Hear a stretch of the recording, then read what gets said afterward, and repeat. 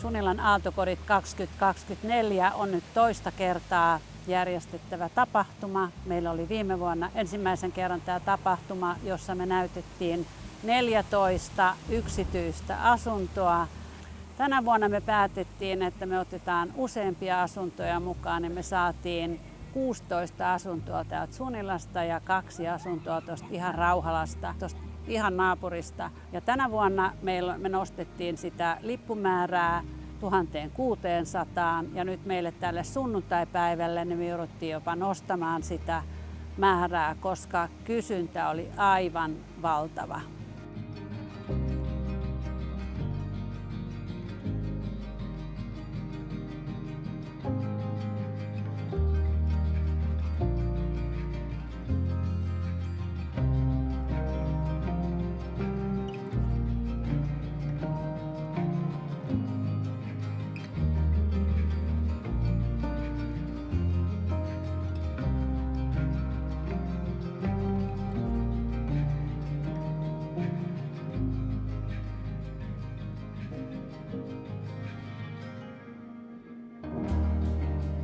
Me ollaan molemmat arkkitehtejä, niin tietysti tunnettiin Sunila erittäin hyvin. Niin sitten kun mä rakennutin talon tuonne Helsinkiin, taiteilijoiden taloon, niin yksi taiteilija muutti täältä Sunilasta sinne. Ja me oltiin innostuneena heti, että myy se sinun asuntosi meille, kun se oli niin kuin Alvar Aallon Sunilaa. Ja käytiin katsomassa, mutta se oli liian iso meille ja me haluttiin korjauskohde ja se oli remontoitu. Ja sitten meni vuosi, kun hän soitti sitten, että nyt perikunta myy yhtä yksiötä.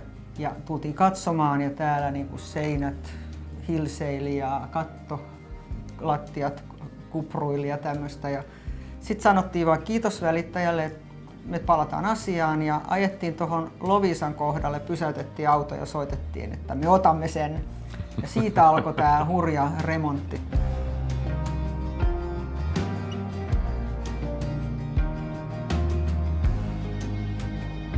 Onneksi meillä oli seinissä suurin osa ehjinä rakotan pintaa, mutta katto oli aivan surkea. Ensinnäkin se oli puoli kattoaan ulkotila, eli parveke, ja silloin kaikki maali oli tippumaisillaan. Ja sitten tämä toinen puoli oli niin sanottu lämmin tai huonetila, niin se oli paljon helpompi. Eli talo ei ollut mitään, tai asunto ei ole mitään pilattu, mutta kaikki oli kulunut, ja se sopi meille erinomaisen hyvin.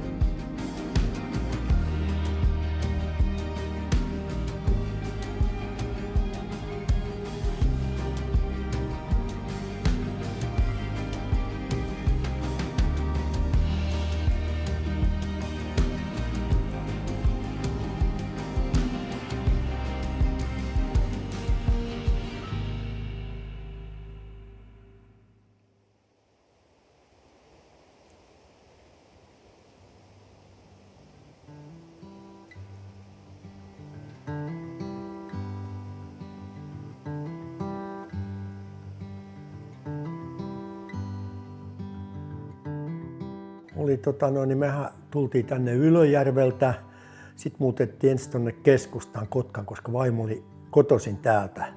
Sitten ensin me asuttiin siinä, mutta siinä vaiheessa me jo mietittiin tätä Alvar Aaltoa, mutta ei oikein ollut semmoisia sopivia asuntoja ja sitten se jäi niin kuin nakottamaan vähän. Ja sitten jossain vaiheessa tuli eteen se, että me muutetaan pois siitä ja sitten oli tämä Alvar Aalto. Ja täällä oli sitten yksi asunto sellainen, mikä kiinnosti, se on tuossa Kuuselan päätyssä. Se asunto oli vähän turhaa iso meille myös, niin kun siinä on ne raput 3 kerrosta, niin se alkoi käymään meillä vähän rankaksi. Koko aika me kytättiin, että jos tulisi joku tällainen täältä matalammalta. Ja sitten tämä niin kuin selvisi. Sitten me ruvettiin tätä niin kuin yritettiin saada ja saatiinkin sitten tämä.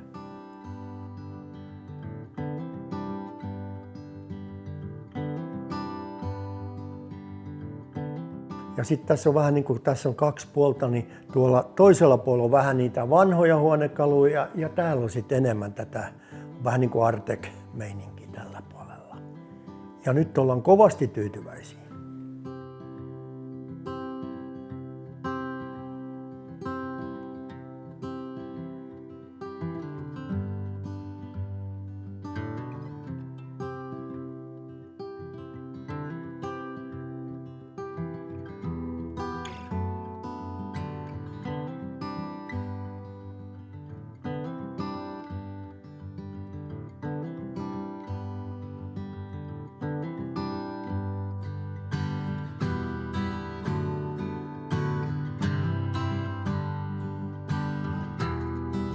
Täältä Sunilasta löytyy innokkaita arkkitehtuurin, designin ja taiteen ystäviä, jotka innoissaan haluavat esitellä kotiaan ja kotia myös ehkä laajemmassa merkityksessä tämmöisenä kokonaistaideteoksena, että jossa yhdistyy designia, muotoilua siis ja arkkitehtuuria ja kuvataidetta.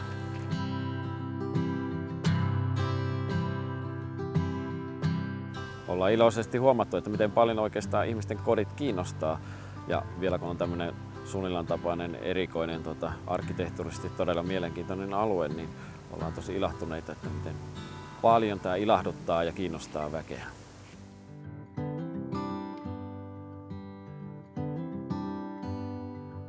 Ja muuten täällä on sitten kaiken näköistä, mitä on täytynyt tietenkin organisoida tässä, että on ne ruokapaikkoja ja taidenäyttelyä ja todella sitten tämä kutsuvieras-tapahtuma oli myöskin. Plus sitten tietenkin tämä koko systeemi, mitä tässä tarvitaan. Että täällä on paljon käytetty vapaaehtoistyövoimaa ja ihmiset on todellakin tehneet tätä työtä ihan koko sydämellään.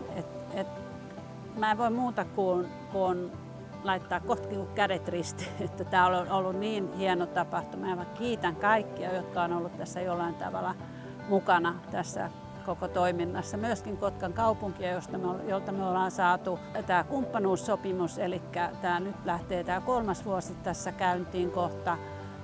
Se oli se alkusysäys, joka meille antoi tämän mahdollisuuden ylipäätään ajatella, että me voitaisiin tämä tapahtuma toteuttaa. Mutta nyt se alkaa olla jo niin kuin maksaa itse itsensä, että todella hienoa. Kiitos kaikille.